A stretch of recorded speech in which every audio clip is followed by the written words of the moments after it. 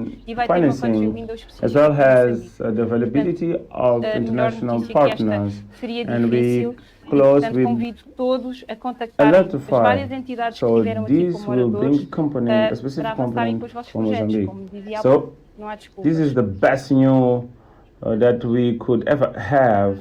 So I'll invite all Ricardo, of se calhar you passo to get in a touch with palavra para então all fecharmos entities that were esta present conferência. today. Ricardo, probably I would hand over the floor to you to close this conference. Ouvir. De facto, não me resta Thank you, muito mais, Isabel. I apenas hope that you can hear me. agradecer a participação. Tivemos In fact, acima de quase without 400 further ado, participantes I would like to aqui thank your participation.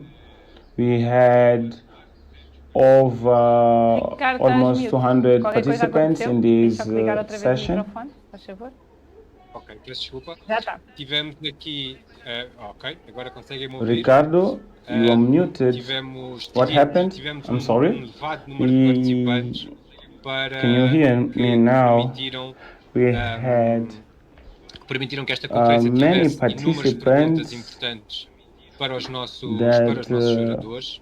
E acho que em termos de notícias, allow Isabel, de facto, that não podíamos ter provided melhores many notícias do que questions estas. to our As necessidades speakers. estão So I lá, think that in terms of financiamento news, está disponível, we couldn't as have janelas a de financiamento better estão disponíveis. news such this one. So A the nível needs are da there, legislação the e a nível do financing governo are existe available, uma total financing abertura e windows are transparência available, are para open. isto. So E, portanto, at é de facto legislation a and única coisa que government podemos dizer é level, que o there is autoconsumo em complete Moçambique openness and não só transparency. já é uma realidade, como So, vimos pelos in casos de fact, estudo, mas é de we facto uma oportunidade would like to única say para that o negócio. self-consumption Portanto, in quero Mozambique mesmo is a reality, as we a could todos que see in estiveram the case presentes studies, e sei but que is neste evento also específico nós a direcionamos unique a business nossa opportunity. audiência So I'd like to para aqueles that que estão no setor for industrial ou all no that setor were present, residencial, and in this type façam of events we pois direct todos our agradecem. Os vossos audience. bolsos agradecem, o ambiente So agradece, the ones e nós como that are Moçambique, nós como país, in the commercial and cada vez industrial mais sector. sustentável a So liderar e cada vez a liderar pela parte da sustentabilidade. make the também use, because grande obrigado a todos. you will have Estes savings, the transtornos planet técnicos de facto às will vezes be acontecem. safer, E and mais uma vez as pedimos desculpas, no Mozambique, entanto não deixemos que we would isso like to have tire a nenhum mérito more que aqui sustainable partilhamos. Tem country os nossos contactos and disponíveis, usem a guided plataforma, by a a plataforma está sustainable disponível or sustainability durante algum concept. tempo agora Thank you very much, para se everyone. marcarem reuniões. Technical Se houver issues are necessidade de normal, apoio, and por once again we favor, liguem, estamos apologize. aqui para vos apoiar. However, Este é o trabalho da we ALE shall e da AMER, not de passar-vos informação, we de shall permitir not que haja uma plataforma que tenha acesso à informação, mas remove que or também possam like dar uso a the essa merits informação e of the seguir na event. criação de Please negócios, use na the criação de platform. projetos, The platform is available e contribuindo during de some facto às time energias to renováveis set meetings em if you Moçambique. need Grande obrigado. support. Please Meira, excelente get in trabalho. touch. We are here Obrigado pela to moderação. support you. This is Grande Ale obrigado a and todos os oradores Amer's que work tiveram o seu tempo para estar of aqui providing you information. e a todos que Allow apoiaram that you have a iniciativa, platform with information, ao and you can GNZ, also ao use Invest e aos and nossos parceiros, develop Aiemo, create CTA. business Muito projects obrigado pela vossa and contributing to renewable energies in E acho Mozambique. que assim And podemos thank então you very much, dar Meira. como encerrada Excellent work. Thank you for your moderation. Obrigado a todos. Thank you all bom dia. speakers that were here and all who supported this initiative. Promove, GZ, Get Invest, and our partners, Aiemo and CTA. Thank you very much for your collaboration. And I think that we can close our event. Thank you very much, everyone, and have a good day.